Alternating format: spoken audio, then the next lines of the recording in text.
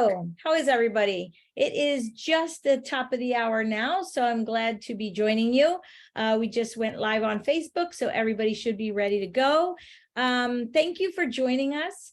As you might know, my name is Mara Walsh. I am going to be your host today. It's so exciting to be back on Zoom and host these virtual tours.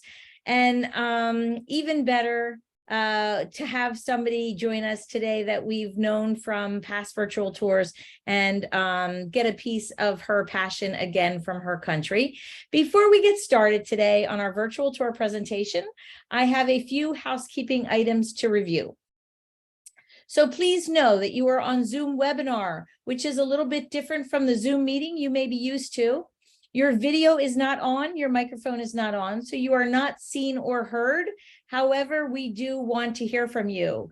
You could post where you're dialing in from today on chat, and that'll get you acclimated with the chat portion of the interactivity. You can also drop a question in the Q&A. You just click on the Q&A on the Zoom toolbar, and you could leave a question for Sally. She will address it at the end of the presentation. You can also do this on the Facebook feed, and we'll try to address all the questions that are sent to us. If you have a question or a comment to me, feel free to drop it in the chat, and I'll do my best to help you out or answer it during the presentation.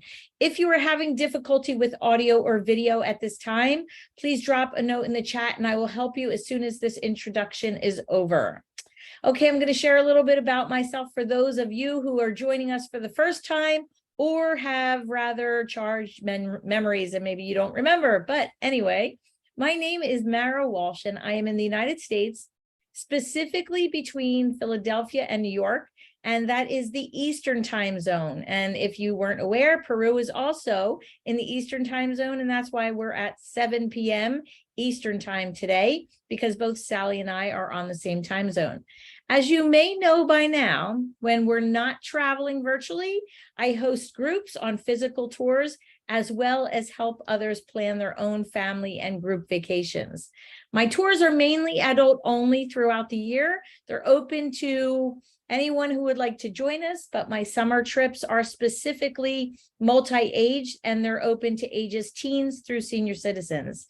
If you want to follow our physical tours, please join my private Facebook group, which is called Girl Travel Tours, where you can travel right along with our group from your mobile device or your computer. In fact, we leave this week for a tour of Cuba. So if you're interested in that country and have never been, or if you want to just reminisce about a trip that you once had, feel free to join our Facebook group and you can travel along.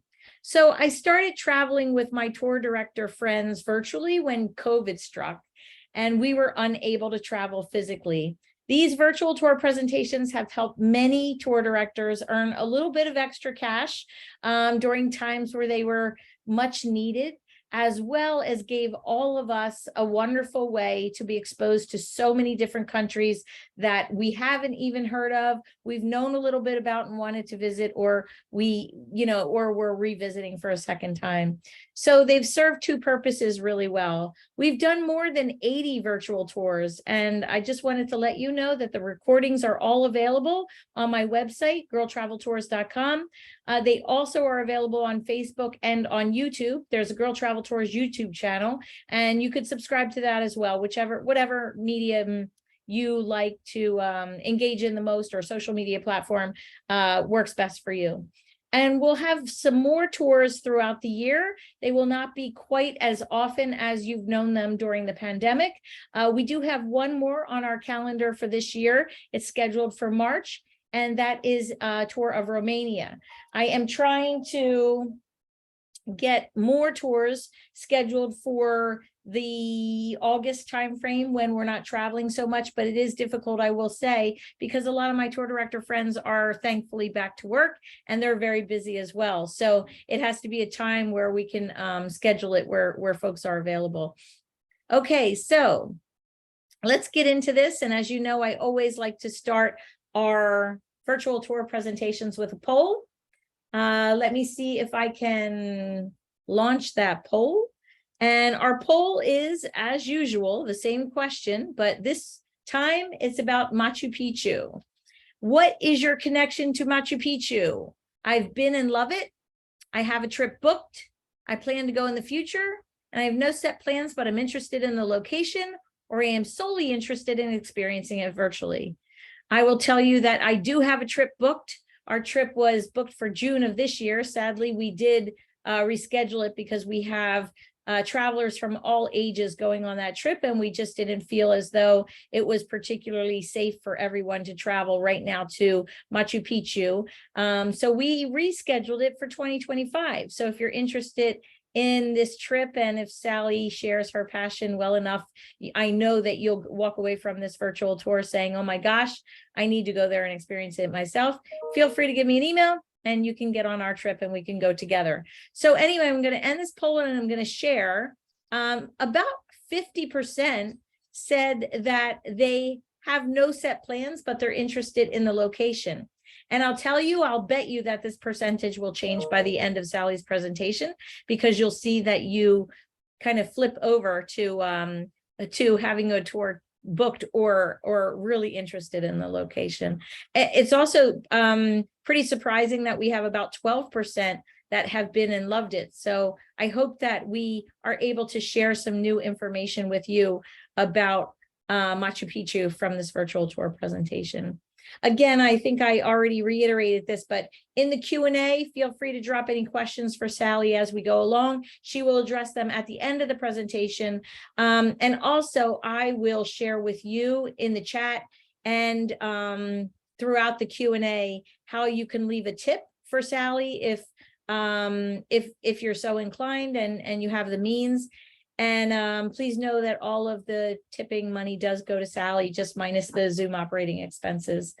So today's tour, and all of our tours, we try to schedule for 90 minutes plus the Q&A. Sometimes the presentation is between 60 and 75 minutes, and then we have a Q&A afterwards. And as you know, a tour would not be complete without a fantastic tour director. So today we have someone back who has done another virtual tour with us. And if you're interested in that country virtual tour of Peru, please look it up on my website, and you'll see Sally with that one as well. But Sally is going to lead us on a journey today to Machu Picchu that I actually followed Sally's posts about, I don't know, maybe it was about 4 months ago when Sally did this tour by foot with a friend of hers, and it was pretty fascinating to see. So I look forward to that, to seeing this tour virtually. Let's see, where are we going to go from here? Well, today, I guess, Sally, it's your time to unmute and come on and join me, and I will welcome you, and hopefully you're ready to take the screen and take over the controls and then get right into the presentation. You can unmute yourself now, Sally, and dive in. How are you doing today? Hi, Mara.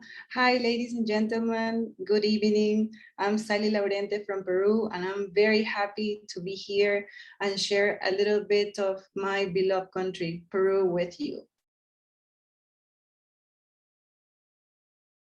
So you will have to take the screen, and you'll have to share it.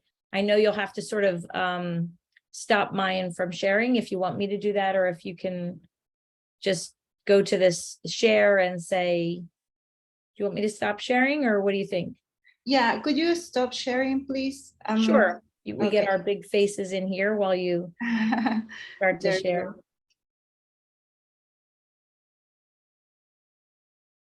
Yep, you're good. Yeah, I'm just going to move this a little bit more, like here.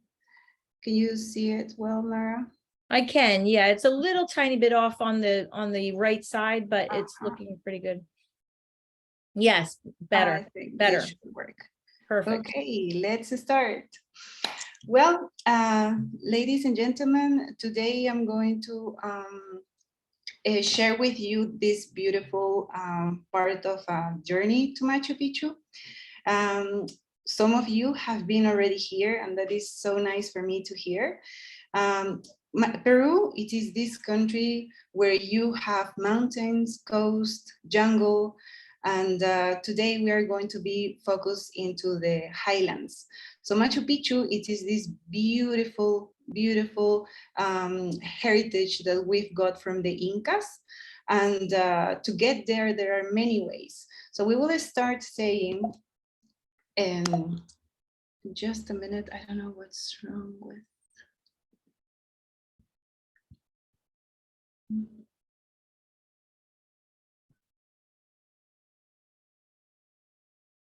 Try to click the mouse right onto it again so that the application sees the slide, and then you can use the pages to actually. Yeah, I'm Go just from one trying to the next. to close it, but I can't.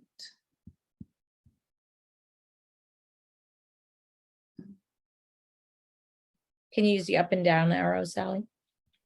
Yeah. I'm sorry, but Can you try to click on the presentation and then use the down arrow to see if it I think activates I the page see. to page? Perfect.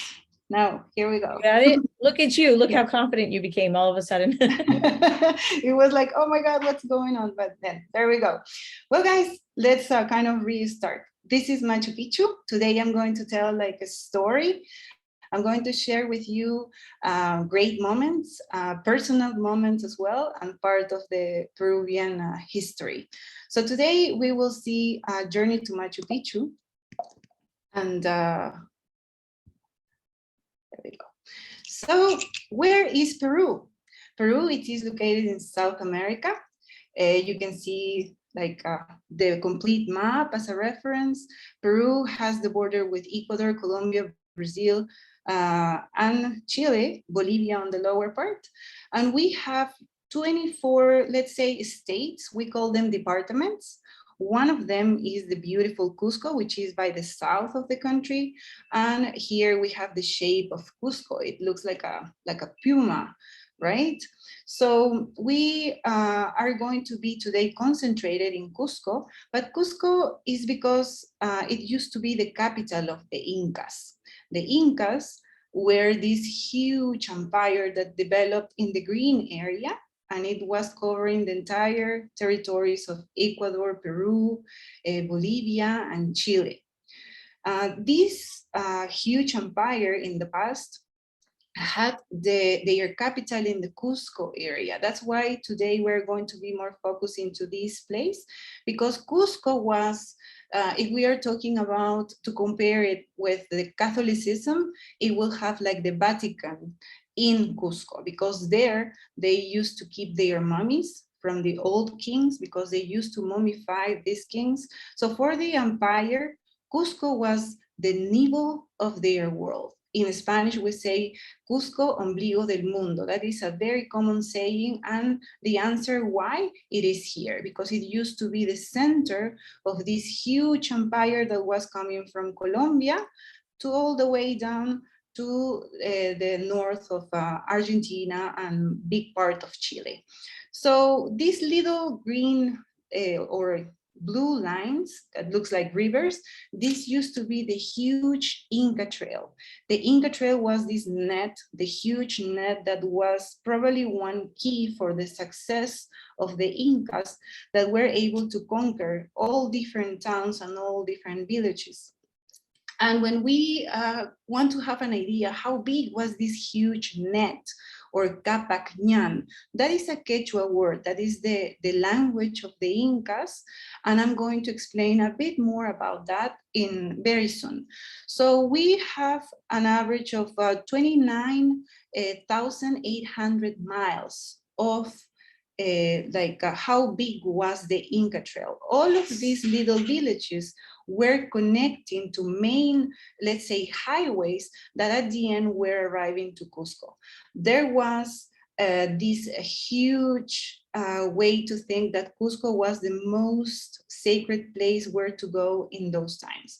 So said this, that means that we are still having Inca trails that are not found yet. Some of them were found, but we need to restore them. So then if we will clean them, they say that it should be like more than 35 miles, 35,000 miles, like big. So then we will go to the next one. And here we have this question: how to get to Machu Picchu?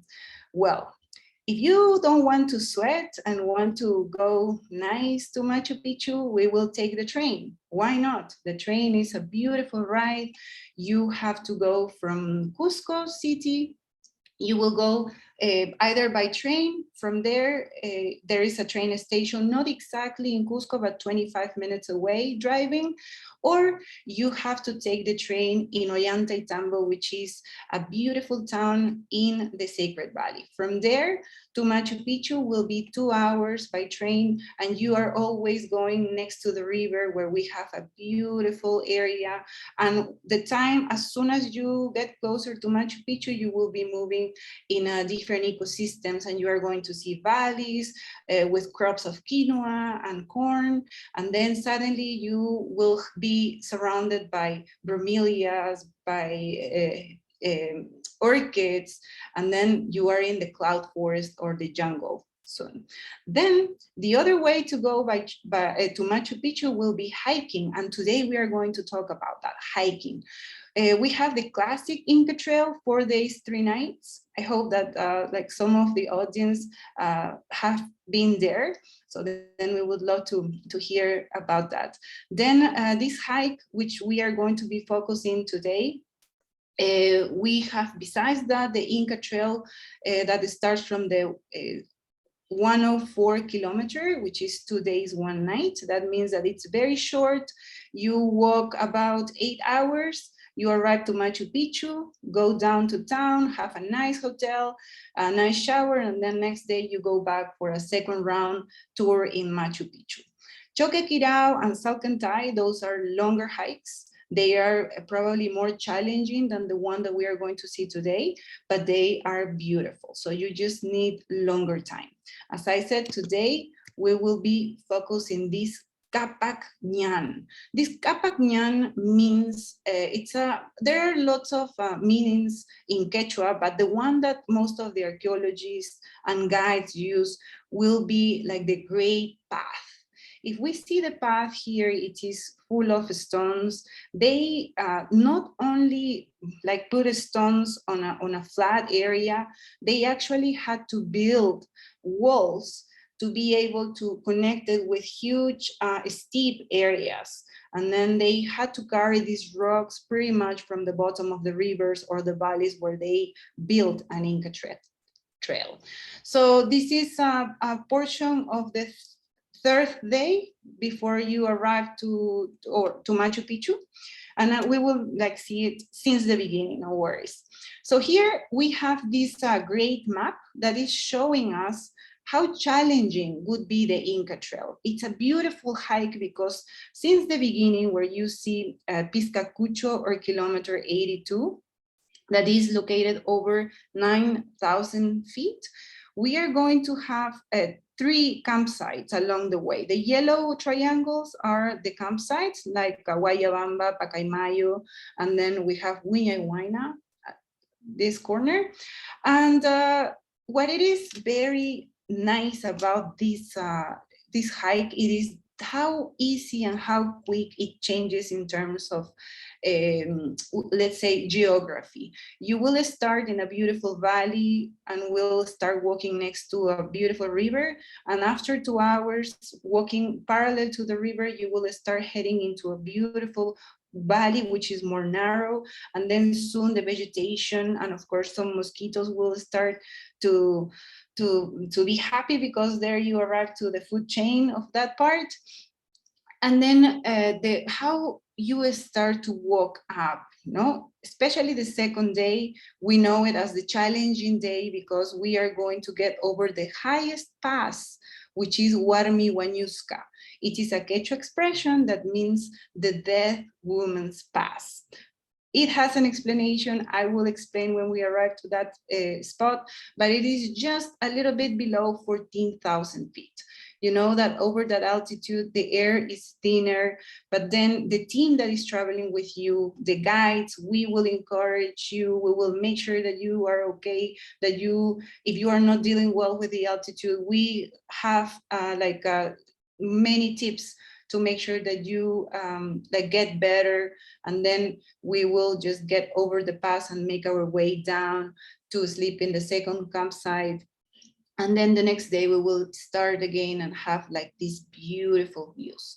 So this is just a general idea on how in elevation the Inka Trail will change every day.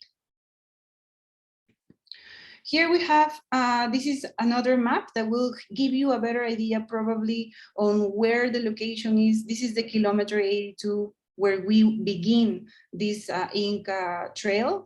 This is the 4 days, 3 nights. The colorful lines are like this hike, like over to Machu Picchu. But then why kilometer 82? Because kilometer 1, it is in Cusco, and then it's like the way how the train goes to the valley, and then here will be the kilometer 82. It is where the classic 4 days, 3 nights Inka Trail begins. And then we will go by train this way. And there is another hike that it's called the kilometer 104, and this is the other shorter hike that I mentioned before. If you don't want to hike and camp for 3 nights, then you can still enjoy this beautiful portion of the hike, which is the shorter version of the Inka Trail. But then we will be concentrated on this one. Before, I have mentioned other hikes such as Salcantay, for example. Salcantay will have 3 days previous. You arrive and connect to this dot, and we'll keep going 3 more days to finally arrive to Machu Picchu. So this is like the beginning of the hike, the kilometer 82. And we will go with our first day. First day, probably everyone is so excited. Yes, I booked this trip a year before, and finally I am here. So you are so happy, full of energies. And then you are going to meet your crew. These are the porters, these highlanders that are really tough, very strong guys. They can carry 120 pounds, but according to the regulation, the government says that they cannot carry more than 44 pounds. They do 120 pounds. My dad used to be a farmer. I know that. That's why they are very tough and they can carry bags of potatoes. But in this case, they are going for 4 days. They are going to carry everything. Remember that on the Inka Trail, which is a sanctuary area, we cannot take or leave anything. Whatever we take, it comes back with us. Even they will weigh the amount of trash that you get back after the hike. So these porters, they have these kind of bags where they are going to take everything, as I mentioned before, cooking tents, dining tents, the tent for us. They carry our stuff in duffels. So each traveler can carry 11.2 pounds. I know it sounds very little, but we will have like a great explanation from the guys, and we will only take what is necessary. So then we will always see them with huge bags and ready to rock and roll, as we say. So there is a huge checkpoint for the porters, just to make sure that they have the proper weight. It is a way to protect them, because in the past, when we didn't have this kind of regulations, other travel agencies were taking advantage, and they were adding more stuff on their bags. But since then, there is a checkpoint, and they have to bring their bags through here. They check and they make sure that they have the proper weight, and then the teams are ready to go. We have this classic picture. This is when everyone looks happy, and you are so happy that this day has arrived. And then we keep going, because we need to do our check-in. Checkpoint. It is really, really important to know that the information that we send to the travel agencies have has to be exact the same way as your passport is written, because one number wrong, one letter spelled wrong in your name, that will cause a rejection from them to let you go. So they are very strict. That's why it is really important when you book an Inka Trail, especially, they double check the information. And if you change passports, there's not a problem. You only need to bring the other passport with you, and then we are okay. So this is the bridge that will give you the beginning of the hike, and it is called the kilometer 82. We have a good example on how these guys are carrying probably tents, no, the tents, and then they carry eggs. You will be amazed on how early in the morning you will have some scrambled eggs for breakfast, and you will think where these guys are going to take the eggs, no? But they are very well organized, and they just take and make sure that you are well treated there. So when you arrive, you are going to find this huge sign where guides are going to stop and make sure that we understand that we are not allowed to make fire. Smoking, especially in many areas, is not allowed, but then they might give you like a little corner where you could do it. Then no hunting for sure. And then they give you just lots of rules, because in this area, in this sanctuary, we have beautiful flora and fauna. Just to name, we have a puma. The puma, it's been a sacred animal for us. Then we have the condor. I have seen red deers, gray deers. I haven't seen a spectacle bear yet. They are very hard to see, but they are beautiful. They are protected. They only feed on bromeliads, on bamboo. That's it. They don't run under or after people. So if we see them, we can take our pictures with no problem. Then we have, this is the cock of the rock, which is the national Peruvian bird. And like that, we have a beautiful flora and fauna. If you like photography, this is a nice spot where to carry your cameras to. Here we go. The adventure has started. After we did our checking and we are all ready to go, we will start the climbs up. And that is sometimes when people start wondering, if what am I doing here? Did I pay for this? It's because you are a bit nervous, and you don't know how the next days are going to be, probably, but then we are just making sure that you feel comfortable, and we will pay attention as guides if someone is having some issues with the hike, with the weight, or with anything. But soon there is a corner where you arrive, and then you are going to see this beautiful view. This is called Yactapata. It's a Quechua expression that means the high city or the high town. And in this upper part, we used to have like the area where they had their houses, where they could control. Archaeologists say that this used to be an area for administration, because below the name written here, we have the train rail, and that is like how you get to Machu Picchu in 2 hours. But in this tour, we will arrive to Machu Picchu in 4 days. So farming area at the bottom. They had these beautiful terraces. Imagine, it's been more than 600 years and we are still having them well preserved. There are always spots where we are going to have a rest, where we will have times to drink water. We make sure that you are always well hydrated, that you always have some snacks with you. There is time for photography. And this is one of the beautiful mountains. Veronica Mountain is the one that is hiding here on the right side, but this is just a kind of picture that you can take if you take the right camera. While you are spending your energies and enjoying the view, you are going to arrive to this beautiful lunch spot. They always will try to find a right area where you can have your meals. They are going to serve 3-course meals every time. So if you think that when you hike the Inka Trail, you're going to starve, that is actually not going to happen, because there is a lot of food brought by them. They make sure that you are well hydrated, and they make sure that you fill up your energies with like delicious food that they will serve every time.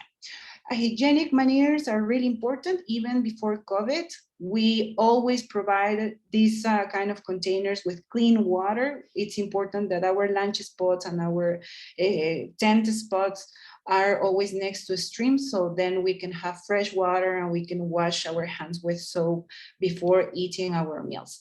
The food, it is very diverse. As I said, you are going to have fresh veggies every single day. We don't know how they do it until the third day, but as I said before, you will be served with delicious food. Just after that, we hike a little bit more, and then we will be sleeping in our tent and get ready for the second day. Second day arrives, and you know, and a lot of people are nervous because we are going to have the highest pass here. We're going to have Huarmihuañusca, or the Deaf Woman's Pass. There is an uphill. Most of the time, this path is going to be uphill with steps. Lots of guides like to joke about the Inca Flat, and you are going to have moments where it will be just you enjoying this beautiful path. It is safe. There's not like forks around where you can get lost. You just need to follow a path in case that you need to take your time. If you like taking pictures, which I love taking pictures, then you just take your time and try to follow instructions, and guides are going to give you that kind of space for you to enjoy the hike as well. So this is two phrases that are very famous as a guides. Whenever you ask like how much longer, how far it is, you say like 5 more minutes and we'll be there. And then 20 minutes later, you are not there yet. And then they will just say, it's around the corner, I promise. But for us, it's like just here will be probably 40 minutes, because for us, it's just here. So watch out when you hear this from your guides. So this is another lunch spot. They are going to try to find beautiful areas. Only if it's raining, they are going to set up a tent, or if the condition of the weather it's cold, they will make sure that you are comfortable at all times. But then here it was a beautiful day, and then they make sure that we are washing our hands the entire time. They have a plastic bag for garbage, because remember, even the skin of the pills, if they are organic, we cannot leave them there in the Inka Trail. It has to come back, and then the government is in charge to weigh the trash on the way back. So this is a good spot where we could have lunch. In this case, this picture was taken when the crew wanted to give them a nice break of half an hour or 40 minutes before going to the Deaf Woman's Pass, which is right here. And it was like some coffee, and the guides start to share stories. We have many stories on the Inka Trail. And it gives you time to go to the bathroom, and then suddenly you are going to see some of the beautiful llamas. I'm sure that many of you like llamas. Llamas are like my favorite as well, the same as the alpacas. They will be eating around because they belong to the locals. Remember that llamas in the past used to be our main transportation. We didn't have horses. Horses were brought by the Spanish. So llamas were in charge to carry our stuff. Not anymore, because we know that horses and mules are tougher and stronger than them. Just to mention, in the Inka Trail, we are not allowed to take horses with us. Until this exact point, we will see llamas, but then farther up, closer to the Deaf Woman's Pass, or the highest pass that we are going on, we won't see any other of these animals, because they have to stay farther back. No, it's steeper, and we are not allowed to bring horses. Before in the towns, we have the locals who bring their stuff with horses, but then at this point, they are not allowed. You are going to love this beautiful orchid. If you see one, you will be very lucky. It's very common to see them. And Wakanki orchid is probably one of the nicest orchids that we have there. Masdevallia bachiana is the scientific name. Ahead, I'm going to show you more flowers that I have taken, but then names, if we need more information about that, I will, but I didn't write it because it was just to show you what kind of flowers and flora we are able to see there. So here we are getting closer to the Death Woman's Pass. Probably at this point you feel like you're out of energy, but then if you get concentrated and you keep walking and making step by step, no one is going to push you here, because everyone should take your own pace. That is like the secret and the key for getting to the highest spot. This is how it looks like.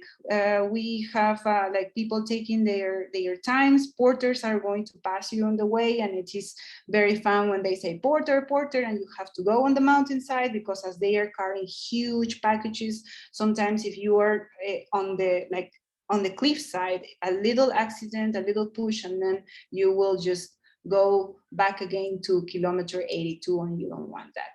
So safety is really important. This is a view from the upper part, how like the path is coming, and look at how far is the valley that you left behind where you have started on kilometer 82. So as well, it changes. It has beautiful streams. According to the season, it will be greener or browner. It will depend on which month of the year you go there. This is a beautiful picture. They are women. Warmi, by the way, it's a Quechua word that means women. And there are now travel agencies that are making sure that women get like the same treat as men. So we are trying to create the same opportunities for women, and demonstrated that women are tough as well enough, and they are now working as women porters. As I said, there is a few for now. We hope that this increase, because it is like giving them, empower the women of the communities, because before, if not, they had to wait for their husbands to bring the money. And there is some issues of alcoholism around. And then by doing this, we make sure that if they want to work, they have like the equal treatment, and then they will have the chance to go with a group of tourists if they want. So the Warmis are tough, and that's why I put it there, because this pass has the name as the Death Woman's Pass. There are different kind of versions. They say that this was like an recently name that they put there, because usually women arriving to this spot, they were just like very tired, and it was just a way to joke about it. But then as well, in the history, they say that from the other side, there is a profile of a woman that is resting. We kind of see that profile, but it feels more like it's something that was made up. But we having these women, then we know that women are tough, and we can do it as well. Like there is no difference between women or men along the Inka Trail, because it's just great to see the opportunity that these women from the communities are having nowadays. Sometimes the Death Woman's Pass will have, or Warmi Wanyuska Pass will have rain or clouds or mist, but even if it's raining, it's very magic. This is a very spiritual hike. When you are there, or when tourists arrive there, we make sure that they understand how sacred this hike it is, because it will feel like you are cleaning your mind, and probably that was the way how they did it in the past before they arrived to Machu Picchu. So in this opportunity, these $2 plastic ponchos saved the life of them. It is always highly recommended to carry them, even if you have a great equipment like waterproof jackets and pants. These plastic ponchos are great. Of course, we have to bring them back with us, or sometimes you're going to have nicer days, which is where it's dry, and then where you are going to have like this great weather as well. Everyone is happy, right? Even if you're having a headache, you are smiling because you made it, you arrived to the highest spot. What it is after this, we have the way down, and we only have to enjoy the beautiful flora that we are going to find. These are pictures that I have taken with my camera. So if you love taking pictures, you are going to adore this hike, because in every single step you have like lots of things to take pictures of. Campsite, Pacaimayo, it's considered one of the nicest campsites that we have because of the location, because of the geography, the flora, and fauna that you can see here. This is how the campsite will look. If before we didn't have time, this will be the time to meet the porters, because day one, they are very busy trying to set up and organize everything. But then second day, they will be more free. So every time that we arrive to a lunch spot or the place where we are going to sleep, they will have everything ready. You pretty much don't have to wait. They will only show you where is your tent, and then you will have to pick up your duffel and then go and rest or go and keep walking around, because there are beautiful stuff to see. This is a good time to meet the heroes of the trail, because as I mentioned before, they are the ones that are going to work so hard to make sure that you guys are comfortable enough, that you have your food warm, that if in case that you need anything, they will be there to help and support.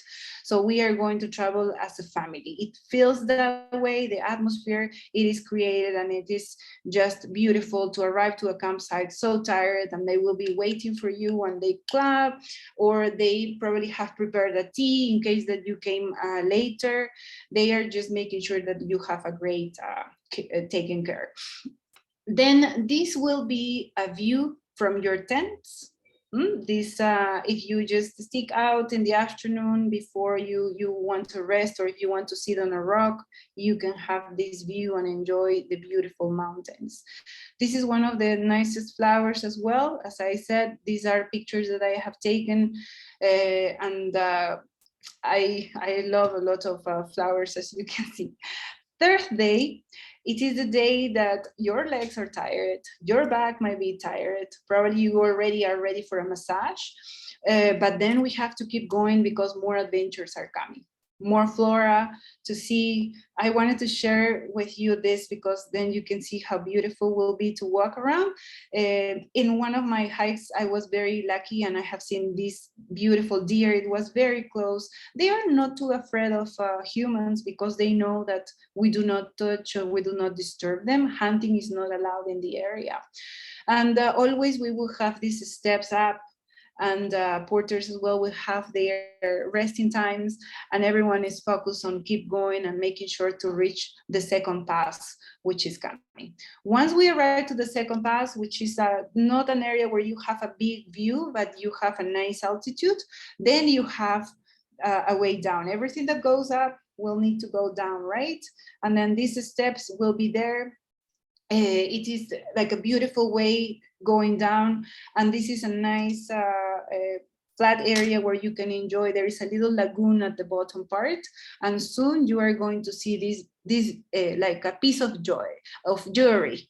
Let's say Sayagmarca is this well-preserved archaeological site on the way. When you hike this Inka Trail 4 days, 3 nights, you are going to see along the way beautiful archaeological sites. We need to talk about this. It's going to take long. If I focus in one of these, I'm going to mention a very, for now, a bit quick, but then we can have your answers, your questions, and I will have answers for that.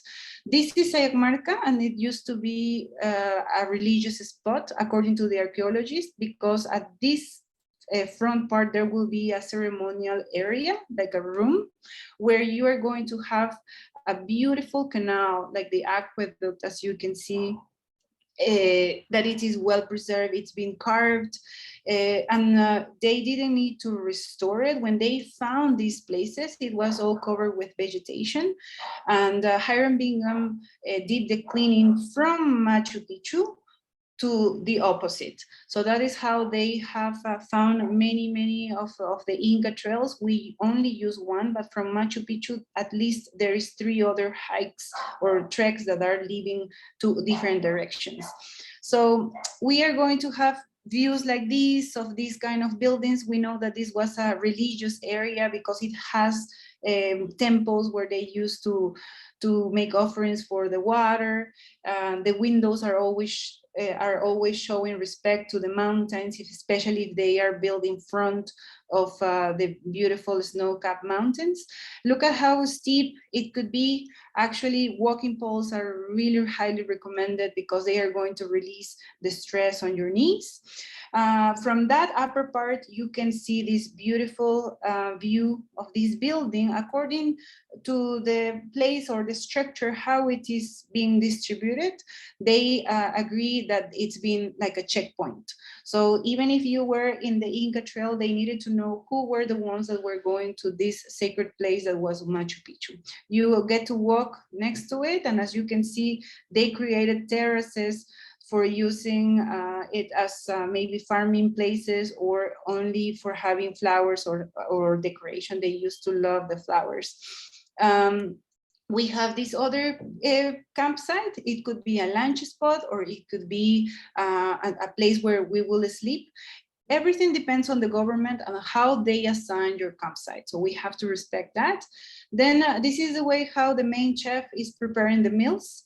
You will be surprised that in these little tents, they are able to prepare even birthday cakes in pots. They are the best. So they will always travel as the main chef, the assistant, and the waitress. And they have to work like a team, the three of them, and then the porters as well have another way how they get well organized. Look at how well preserved are these paths. They have a lot of orchids and flowers around this moss, fungus, and it's just like a little kind of a paradise, because when the clouds go down, you see nothing, and then they come up, and then you get to see the beautiful vegetation and the flora that we have around. More flora to share with you. On the left, a beautiful orchid. On the right, another flower. And this is a picture. Actually, this is my mom, my dad, my aunt, my uncle.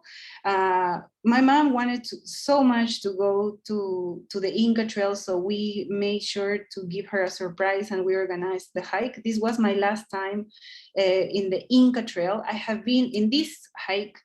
It's been 11 years ago in the Inka Trail, and even if they were farmers, they just got to enjoy so much. It is not common to see Peruvians in the Inka Trail because it is an expensive hike for Peruvians. And we, as a farmers, you will say, like, you don't pay for going to a hike, right? But they did it, and they were so happy they were able to make it. We were so fascinated that when you walk in an Inka Trail path, you arrive to this kind of spots where you are like, where should I go? And then there is a little tunnel, but it is a natural tunnel. So the Incas and the pre-Inca cultures as well, they were very focused on respecting nature. We didn't want to break it. We were going to make sure that we have to keep a balance to make sure that we were not destroying, but we were going to build places or stuff, always making sure that we were using nature as a support. Intipata is this beautiful place. Archaeologists make reference to this spot as a farming area. They used to plant, as I said, corn, quinoa were growing. Maybe in these lower elevations, corn was a proper crop to plant, potatoes as well. And then if you see, there is like a way down to the last campsite. This is called Huayna campsite, and it's coming to have the name because of the archaeological site that is coming. If you are able to see llamas, then you are lucky because the government owns llamas. Those llamas are the same ones that you can find in Machu Picchu. They used to have less, but then with the years, they were having more babies, and then they are more common to see. And actually, they are the ones that are taking care of the grass. So whenever they want to cut the grass somewhere, they just send the llamas, and they are the great guys that will maintain the place. So this is Huayna. for me, one of the nicest archaeological sites that it is very well preserved. And Wiñay Huayna, a Quechua word that will mean forever young. You have the chance, if you still have some legs to keep going, you have the chance to walk from your campsite. This is 7 minutes away walk. And then you have this beautiful site where you can take a nice picture. As I said, it's a view that is going to last here in your memory if you see it. When archaeologists are taking care of the areas, whenever they see that a plant is not aggressive to the rocks, or it's not an issue for the walls and the constructions, they will only leave it. So it's a kind of decoration now. So they, as I said, it's important to keep a balance, and even in this wall we can see it. So this is a view where I can maybe, I don't know if you can see where the little arrow is, where you can see a little path here. That is the path that is coming from the kilometer 104. Actually, from here, you are able to see the train rail and the river. And it is a walk that will last maximum 8 hours. And you arrive to this place from that path, from the river, and then you will see Wiñay Huayna, and then you will start to make your way to Machu Picchu. So this is the crew of porters. There could be young guys, or there could be guys of 65 years old or 70 years old. And they are very happy to work as a crew. In Quechua, we don't have an expression where we say a friend. Each one we will treat us as brothers or sisters. No, we don't have a word that define a friend. That doesn't exist in the Quechua word. This is the Last Supper. Again, this is a picture of my family moment. It is a time to say bye, because the next day, while we are heading to Machu Picchu, these guys have to bring everything, all what they brought, these tents, they bring it down to the river where the train is going to pick them up, and they will make their way back to Ollantaytambo 2 hours later, where they need to clean up all the equipment that they have taken from the storage, and then they have to bring it back to their companies. So this is the last time where we give them our appreciation. Usually we organize kind of like a tipping time, if you want to do it, of course, but we were so happy to have shared with them. We told them stories about our hometown. My dad was talking with them about how they used to farm the potatoes, and they were so interested on the techniques because it's different from the area where I come from. And it was a really, really great moment that we shared together. So then once you say bye to your crew, go to your tent and sleep a little bit, because next day it's Machu Picchu. You are so excited again, the big day, Machu Picchu. And even if this checkpoint it's open at 5:30 in the morning, it doesn't open earlier, you are going to have the 200 tourists that are allowed to be there each day, because Inka Trail will have the capacity to host 500 people. 300 are porters, and 200 are travelers. So it's because we want to reduce the impact, and per day, only 500 people can be in the Inka Trail. Well, in each campsite, and there is not only one campsite, there is a few campsites in an area, so then they will assign according to how they see the ages of the people or the number of the group. And then they are going to set up that for us. So once they open this gate, everyone starts to run because you want to see Machu Picchu. You are so excited. You're ready to arrive there. And there we go. We have this beautiful view. This is the side where the train is coming to Machu Picchu. So that means that Machu Picchu is behind us. And we have nice spots like this wooden bridge that they had to connect it, because in the past there used to be a wooden bridge, but of course with 600 years it was gone, so then they had to build other bridges, making sure that you can go through, and then you're still connected with the Inka Trail. There is this step, the ones that have been here, you probably remember this really well, because this is the little portion where you have to use your hands and your legs to be able to arrive there. No, you are like walking very close to the mountain, because if you do the opposite, different will be the story to arrive to Machu Picchu. Finally, you arrive to the Sun Gate. Intipunku is the Quechua expression that means the Sun Gate. And probably I am saving the nicest view. If you decide to book this trip, I don't want to spoil that moment, because it is beautiful, it is very spiritual.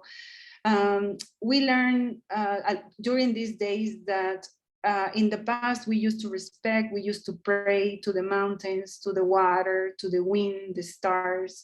We get to learn very deeply our customs, the way how we still offering coca leaves to our mountains.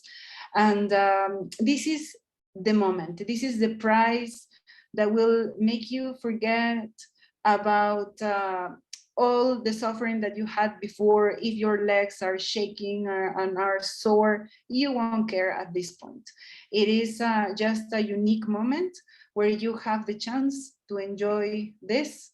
This is just a picture to show you, like, this is the way how you will arrive, and then you have to start going this way down to finally arrive to Machu Picchu. This is the very typical mountain that we see on the pictures.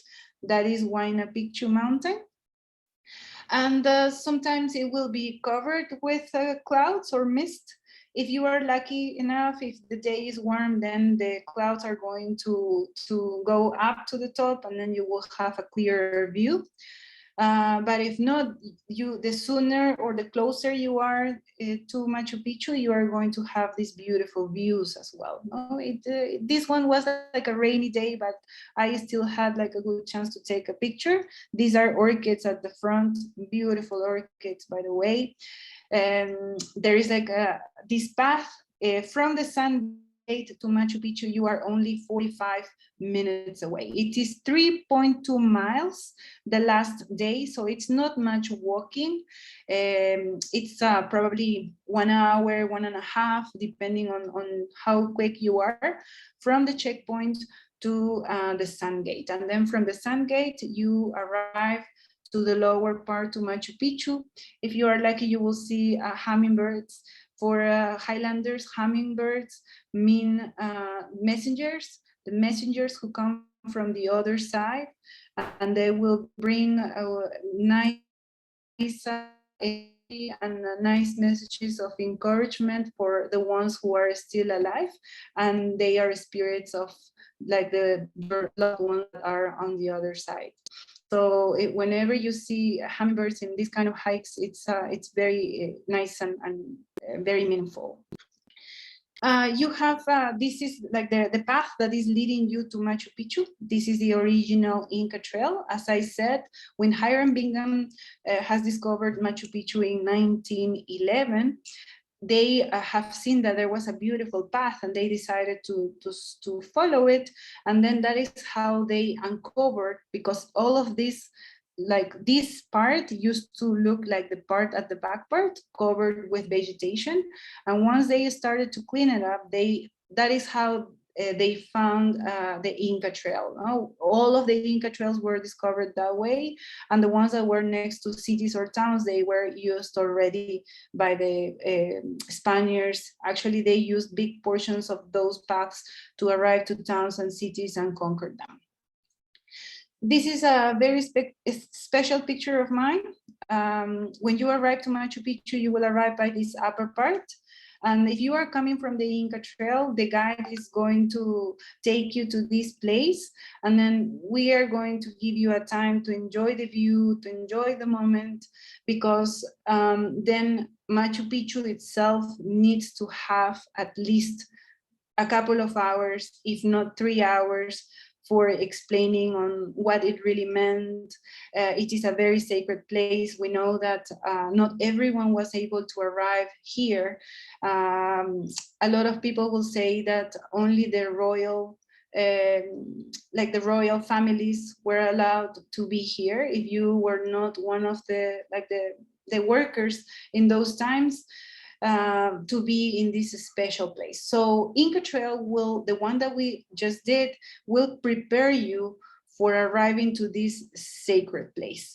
It is unique. It is high, in a very high elevation, surrounded by snow-capped mountains, and that will tell us how important and sacred was this Machu Picchu for them and now for us.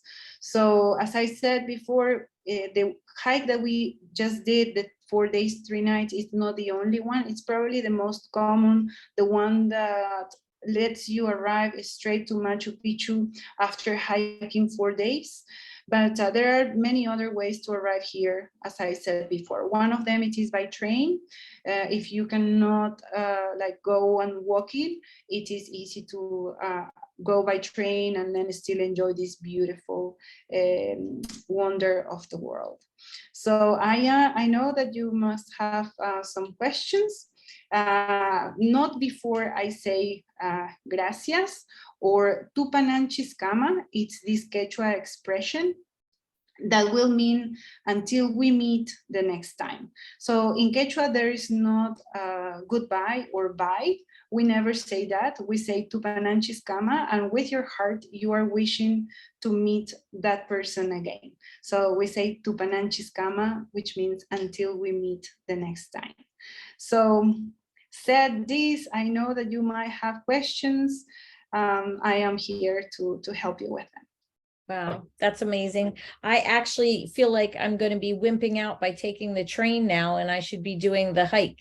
But that is one of the questions, is if you do take the train, how much time does it take off of the hike, and what's left for you to walk from the train into Machu Picchu? There is plenty of time. Actually, if you are planning on going and taking a train, your travel agent will suggest you to arrive maybe early in the morning, not very early. It only takes, let's say, 4 hours from Cusco. If you go by bus and train, or if you do it mainly by train, because there is a closer station. And by the time that you arrive to Machu Picchu, you have to take a bus. The bus is 25 minutes. And nowadays we have times for the tickets, for the entrance tickets of Machu Picchu. I highly recommend you to have at least 3 hours up there in Machu Picchu. And then with that time, you can see the nicest spot from the upper part, and then have like a nice time to walk around and learn about Machu Picchu, because as I said before, you need at least a couple of hours to know and to hear all the information and the stories, especially about that place. Right. Do you want me to read some of these questions to you, Sally, or would you like to read them yourself? Mara. Okay. Yeah, sure. All right, let's jump into them if you don't mind. I heard that Machu Picchu was closed to the public. Is it open again? And if so, what are their hours?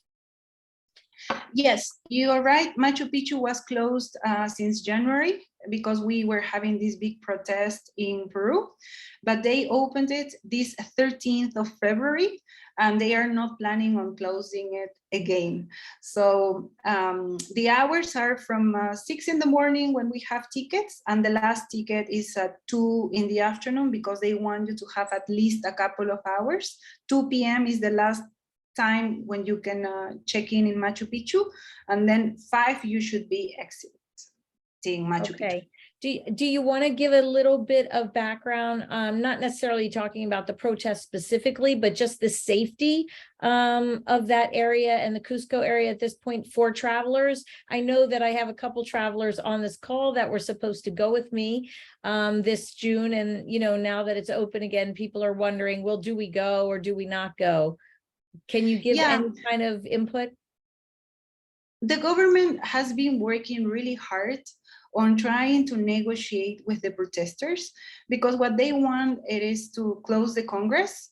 And it is something that it's not possible, because for closing a Congress, you need other staff being prepared. So as that is not going to happen, they were trying to have negotiations with the ones who are protesting. They were able to arrive to an agreement that they are going to respect tourism, because they have seen that Cusco mainly lives from tourism. And yesterday they sent us a big communication to all the companies, saying that they have signed up an agreement saying that they are going to respect the highways. So then they are not going to block train rails or main highways.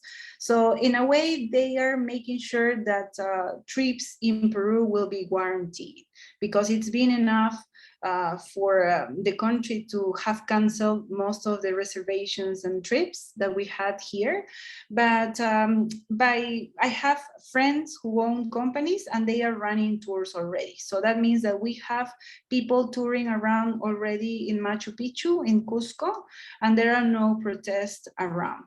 And the army as well is it's playing a good role in these times, because they are outside, they are trying to make sure that if they want to protest, they are not moving into the central parts. And as well, as I said, we don't have any more protests until now, and then we hope that it's not going to happen again, because they apparently have understood that we are not doing well, no, in terms of tourism. All right, great. Thank you for that update. Let's talk about the level of difficulty for walking the Inka Trail. I know you gave us 4 different scenarios of how much the distance is, but let's talk about the easiest one. And what is the level of difficulty for that? And what happens, I'll give you a couple questions so that you could talk about it together. What happens even if on those you have difficulty and you can't move forward because of altitude or physical ability or underestimating what you can do yourself? Perfect. With the short one, it is, as I said, 8 hours of walk max. That is counting from the moment you start in kilometer 104. And it is pretty much going along the river, and then you have to climb up until Huayna. I will say it's moderate until you arrive to Huayna. Huayna will be the archaeological site has these steep steps, but those steep steps are probably, if you go really slow, it might take you 30 to 40 minutes if you go really, really slow, but that's it. Then you arrive to the regular path, and then you are still walking. I would say moderate difficulty level. The only, when it gets harder is when it is really hot and sunny, and if you are overwarmed. So if you are wearing warmer stuff, but guides are going to take care of it. What happens if you feel like you are not dealing well with the altitude, or if you are tired and you just feel like you can't keep going? We are prepared. We always bring radios. Usually if it's a group of 3 to more, we will have assistants. So usually the assistant will make the way back to the beginning point, and then from there we will make sure that the client goes to Machu Picchu by train, and then they will catch up with the rest of the group in Machu Picchu. Okay. So there is always a backup plan. Yep. We are carrying oxygen tanks at all times, radios to communicate with the checkpoints where we have people from the government that will always help. Talk about going to the bathroom on the trail. There are lots of questions about, how does that happen? Also, the accommodations of the tents, or are you staying in hotels? I mean, you said that the one you would stay in a hotel in Cusco, but when you're on the trail, you have the tents. How many people are sleeping in those tents? What do they use for facilities? You can kind of talk more about that. Okay, when we are in the Inka Trail, there is 200 people that kind of walking in the same day with you. of course, it is very natural to try to go to the toilet. That's why we are going to set up a lunch time, and they will set up, usually if it is a campsite where toilets are not closer, because the government has the facilities for toilets. They have built areas where there are toilets, so you can access them. Or if your crew sees that your campsite is a bit too far from the toilets, they are going to set up a tent that will be a toilet. No, they have different ways to work on that. They carry like a toilet made of plastic, or they will make holes, and then you just need to, with a little shovel, you need to cover it, and that's it. If it's for pee, you can use bush baños, but you are not allowed to leave behind any toilet paper. You will have a little bag or a little container to bring it back, and then you just take it back with you, or bring it to this big garbage bags that porters are carrying the entire time.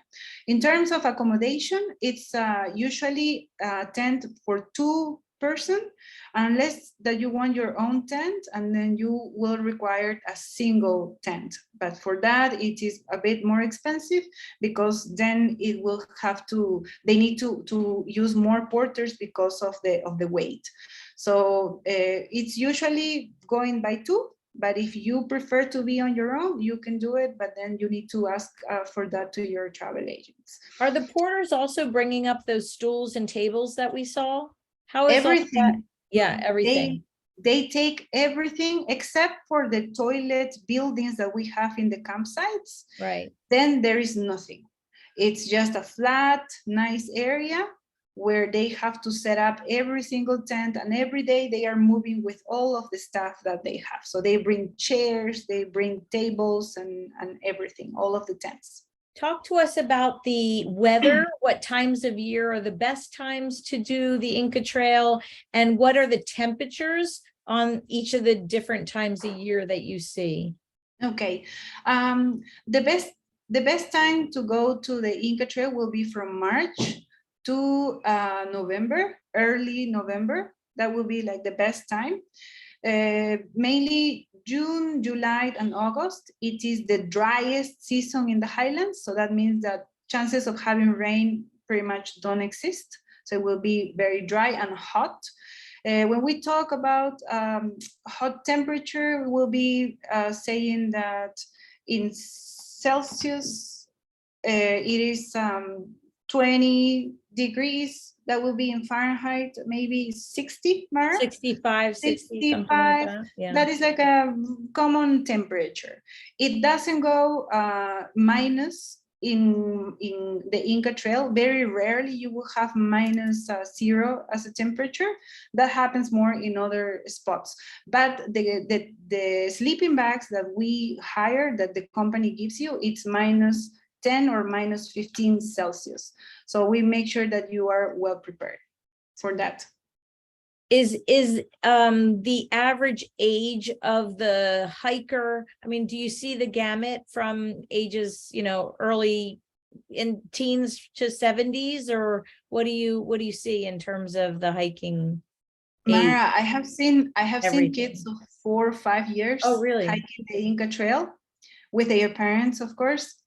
And personally, I have had one guy of 82 years old, and he had a lung issue. But we were committed to bring him, and even if we arrived later than the rest of the group, he made it. He made it to Machu Picchu, because if we know that you are willing to arrive to Machu Picchu, and it doesn't matter if we take a bit longer than the rest, but we make sure that if you want, we will get you there to Machu Picchu. Wow, that's awesome. There was somebody else who asked about mobility issues, and if you have really severe mobility issues like wheelchair bound or something of that nature, is there a team that does specific journeys with those with more severe mobility issues? Yes, there are a few companies in Cusco now. One of those companies, it's getting very famous because they are doing tours with people on wheels, on wheelchairs. And yeah, if you decide to book like a tour, then there will be always now specialized tour companies that are caring and trying to make sure Yeah, that everyone has the accessible. chance to do it. That's awesome. Here's a great question, although Jill says it's a silly question, but do you have to hike back the 82 kilometers that you hiked to get to Machu Picchu? No, it's not 82 kilometers. It will be about 30 miles, more or less, what we are hiking when you do the 4 days, 3 nights. You arrive to Machu Picchu and you are going to have a well-deserved drink or a beer. You are going to have a massage and a shower, and no, you don't have to go back to the hike. You take the train back and are ready to a nice, good night of sleep in a hotel. Right. So there's a question here about altitude sickness. Tell us a couple of your tips and tricks that you have for altitude. Yes, Mara. Altitude sickness, it could be something that you never know who is going to get the hit of altitude sickness, but here is my trick. I travel with big groups, you know, EF, and these guys have to do a hike in a higher elevation than Cusco. So we are talking about over 12,000 feet. And in 1 hour, you go from Lima to Cusco by plane. And you are from sea level already over 11,000 feet. So the main thing you need to do is first, if you want to do the hike of the Inka Trail, do a little bit of cardio, like 2 or 3 times a week, a month before you arrive here.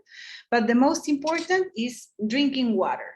Hydration is key for it. All of my 19 years working in tourism have showed me and proved me that if you have a well-hydrated client, then the probabilities to get bad altitude sickness or illness, it will be very, very low and tiny. We have seen, and it's demonstrated, that the ones who get bad issues with the altitude are the ones that didn't eat well the last days, or they were dehydrated. Right. So hydration and eating good food is really important before you go to the Inka Trail. And as well, the salt packages, there is these electrolytes that you guys have at home, then to bring them for each day of the hike, that is very, very, that's key for keeping you well hydrated. I actually take those on all of my tours. I start each day of a tour with the electrolyte packets in my water bottle. It makes a huge difference. Even when I'm just home and playing pickleball, it makes a huge difference. So I really highly recommend those. So I'm going to go to a question here. Let's see.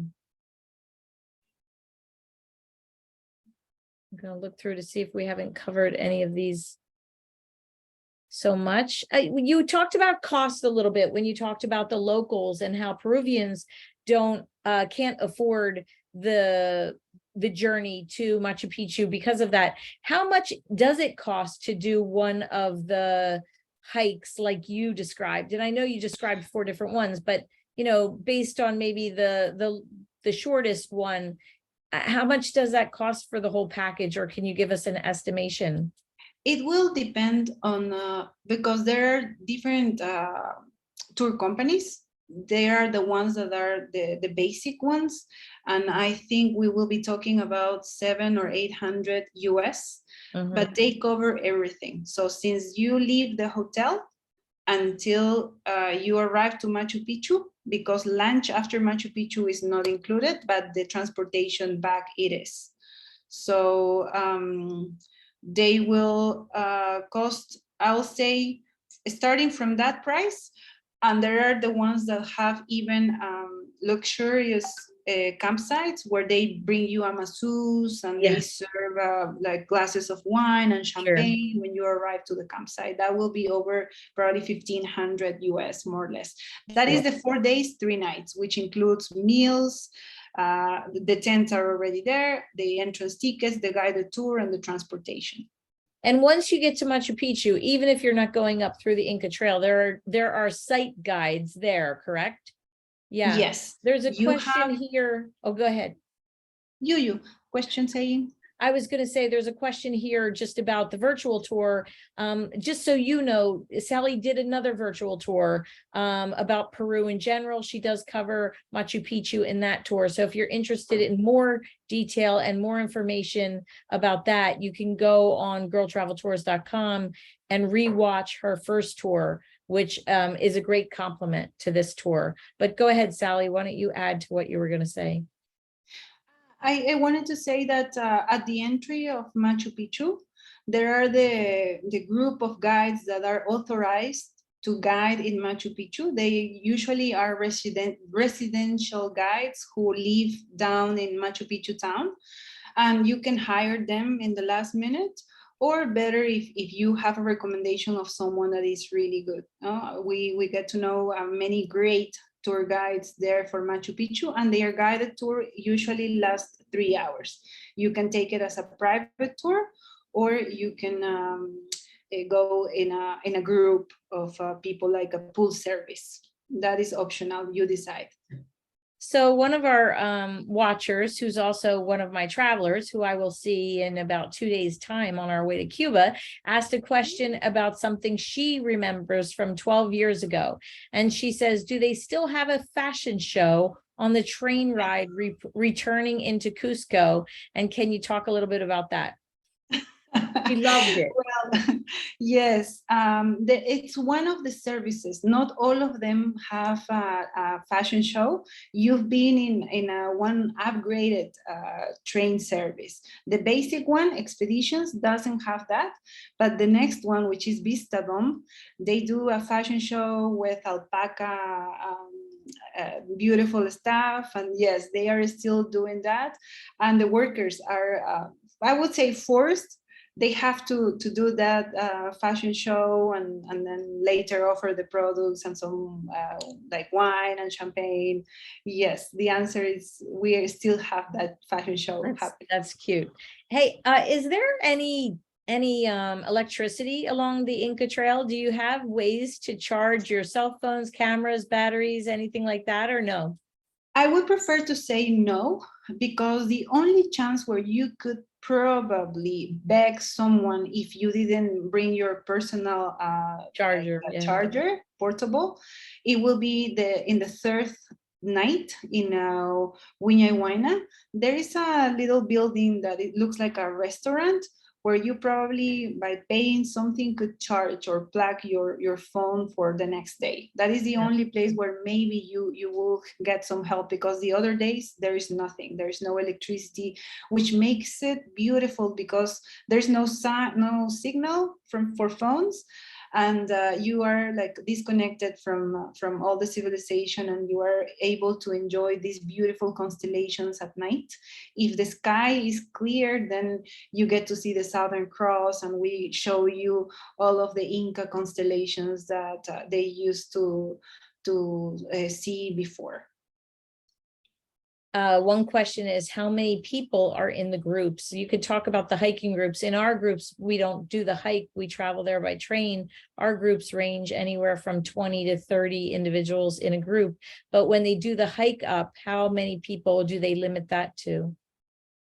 I have seen the biggest group that I have seen traveling together, but having more guys and more assistants, and then they had to split in a way the day with the smaller groups. It was 26 people were traveling together, but that is very uncommon to see. If you book with a like tour company, they are going to make you share maybe with 10 or 16 people max, because the logistic for the travel agencies to have a big group, it's bigger. So they probably will prefer to split in 2 groups, and then each smaller group will have their own logistic.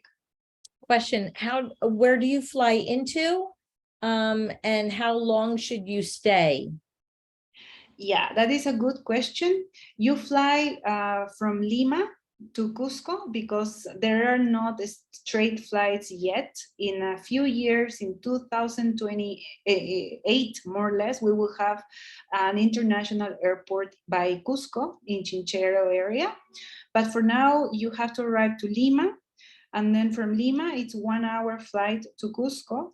And from Cusco, you have beautiful tours that will help you to adjust first before you go to the hike. I highly recommend you, if you want to do the hiking or the trek, take at least a week. 7 to 9 days will be way better. And take at least 3 days since your arrival before you go into the hike. So these 3 days are going to help you like in a great way to get adjusted, and then you will have an easier hike once you are in the Inka Trail. Here's a question that would be near and dear to my heart because of some of the things that we have set for our trip to Peru. Do we have an opportunity to meet the people in the villages and work with the children in any way? Well, in every single village, we have locals, we have schools, and it will depend on how you organize it with the people you are traveling with. So you always see locals going around. For example, in Ollanta y Tambo, ladies from upper valley that it's called Patacancha, they are walking down with their textiles to sell it on the streets. So they are wearing their costumes, they come with their kids. Or if you are around by school time, you are going to see kids on the streets, and you for sure can meet the locals. You can go to the local markets to see what they are selling, especially in these smaller places. You get to see ladies bringing their own items from their gardens. So they will be selling fruit, they will be selling stuff. And of course, you will have the chance to do that in case that you want to do it. Here's a little bit about the language. And Mary asks, Sally, do you speak Quechua? Is that how it's called? Quechua? My mother-in-law would sometimes use the expression Pasu Machu. I believe Machu means old. Do you know what that expression means? And then to follow up on that, what does Machu Picchu mean? Machu Picchu, I will start with that. Machu Picchu means old mountain. The very classic mountain that appears in the pictures of Machu Picchu, it's called Huayna Picchu, which means young mountain. So where you see the mountain in the picture, at the bottom you have the archaeological site. That mountain coming to the back part, that is called Machu Picchu, which is the old mountain. I wish I speak more Quechua. I do a basic Quechua, enough to understand and to communicate a little bit with the porters. But unfortunately, Quechua was a language that was trying to be taken down when Spanish conquered these areas, because they wanted us to speak Spanish. So in the generation of my parents and my grandparents, if they wanted to go to school, they had to quit speaking Quechua at home, and at the age of 5 years, they have to switch into Spanish, because in those times we didn't have any school that would teach in Quechua. Nowadays, things are changing. We are trying to take back that language, and there are schools, and there are even universities who are teaching Quechua. No? And Pasu Machu, it is a mix. It's like a slang. Macho for sure means, you know, that macho is like a male, right? It is a common word. Macho, Pasu Machu is our expression that means like, wow, oh my God, but it's that kind of slang that is showing surprise, like Pasu Machu, like, that is big, that's a lot, or you use it in those moments. So it's not Machu in the same word as Machu Picchu, which is old. It doesn't mean old in that way. No, it means Machu in this expression will mean like, wow. Probably if we kind of think about that, when you use it, Pasu Machu, it will be like, oh my God, wow, that's huge. But yeah, it's the first time I kind of connected with the Quechua. I thought it was like a Spanish slang or Peruvian slang that we used. So you mentioned the women that sell their fruits and their things. How safe for American travelers, North American travelers, European travelers, how safe is the fruit, the salads, the water, or do we have to be really, really careful when we're traveling in Peru? No, I think most of the tourism business have understood that the stomach is something really fragile and really important to take care of. So that's why most of the touristic places, they are very careful washing the water, washing the veggies and the fruit, stuff that you are going to eat without cooking, with special solutions that will kill the bacteria, and then you will be fine. So it will be more like watching or making sure that you are not going to, I would say, to the local markets to eat the soup and the stuff, not because the meals are bad. It is because that sometimes in these places they do not wash properly the dishes. So they kind of soak it in one bucket with some detergent, and then in the other one with clean water, and then they just dry it and serve it. So that the problem is there, because the food in the local markets is delicious. I would say that for fruit and that you want to try, go ahead. Just buy the fruit, take it back to the hotel, wash it with bottled water, and then it will be ready to eat. No, it's we do it that way, and I think I won't recommend you to grab a fruit in the market and open it and eat it unless that it has some skin, but like a banana or other fruit that you can peel. Thick But skin. but then it's safe to enjoy. Actually, Peru has a huge diversity of fruit and veggies. We are very known for our Peruvian cuisine. So Yes, I recall the amount of potato varieties you have from the last virtual tour that you did with us. So everybody we should have, go over. yeah, the potatoes. We have at least 4,000 different types of potatoes. That's crazy. 4,000, and 1,800 of them are all spread up in our Peruvian territory that we eat every day. But then the rest are kept in our a huge laboratory that we have from like long time ago, where they were keeping all these potatoes genetically, because it will be very important to preserve them. So speaking of food, what are the crazy foods that, from a tourist perspective, that you find that folks are surprised of, things that you may eat that we don't eat? All right, anticucho. Anticucho is this very famous Peruvian meal. It is the meal that we have after parties, so like a hangover food. When you go out from the discotheques or the pubs or a party, there are ladies selling in the corners anticuchos, and anticucho is heart of beef. If someone doesn't tell you that it is heart of beef, you will completely think that it is a piece of delicious, tasty beef, because the seasoning that they use, it's like a kebab. It is just so tasty that they give you with a boiled potato. So you mix both of them and you are eating there your yummy heart of beef. And The remember heart that, kebab. yeah, in Peru, we eat all of the insides, like the intestines, we eat the stomach, the lungs, the heart, the liver, every single part of the cow mainly, as well from the sheep, from the pork as well. We are not wasting anything. We like to eat even the lungs, the kidney from the chicken. We put all of the little legs and the liver, the heart from the chicken in our soups too.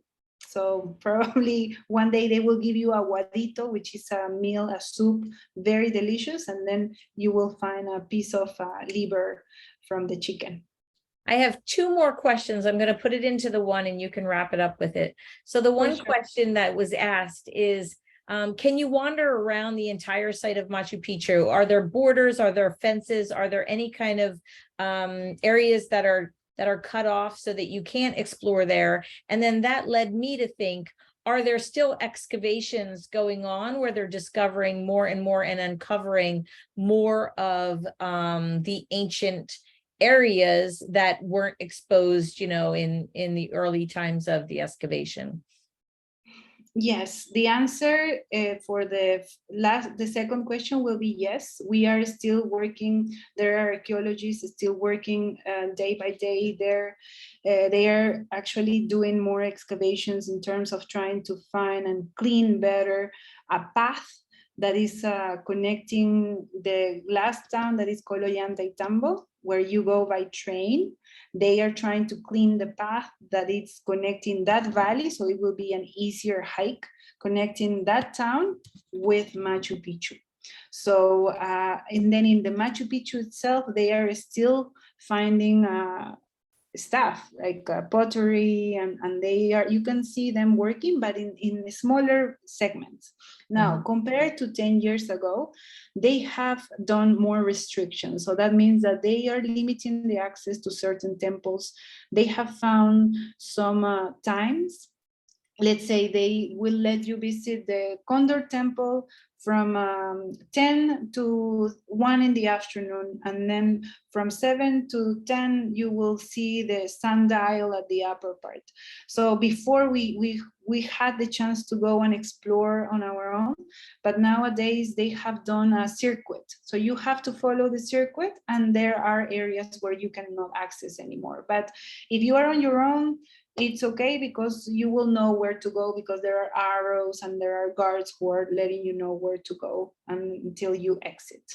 When they start to have a tour of tourist archaeologists that can come with their little trowels and their spoons, you let me know, and I'll do that one, because that interests me so much.